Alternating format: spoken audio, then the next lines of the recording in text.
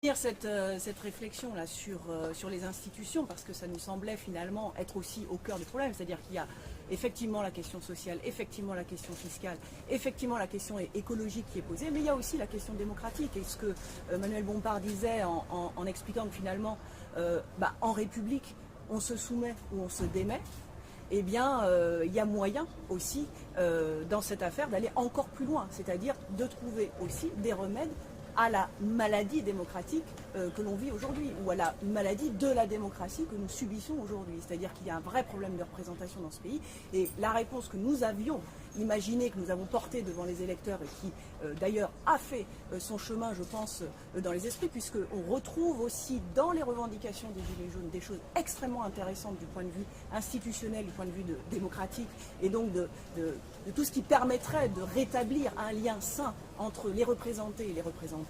Eh bien nous allons encore plus loin et nous disons peut-être qu'il est temps de déclencher un mouvement constituant dans ce pays, sous la forme de la convocation d'une assemblée constituante et qui rebatte les cartes institutionnelles, les cartes de la Constitution. Voilà. Sixième République. Sixième République.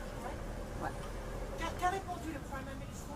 Il a exclu, il a écarté cette possibilité en disant que bien, ça ne faisait pas partie de leur agenda politique, que leur réforme des institutions était effectivement en cours, mais on sait ce qu'elle signifie, c'est-à-dire toujours plus de pouvoir pour l'exécutif et toujours moins de pouvoir pour le législatif, c'est-à-dire la représentation nationale. Donc on voit bien que là, pour le coup, cette réforme est complètement à côté de la plaque en matière de réponse rationnelle à une crise politique majeure qui s'exprime, on le voit aujourd'hui, de la manière de plus en plus violente.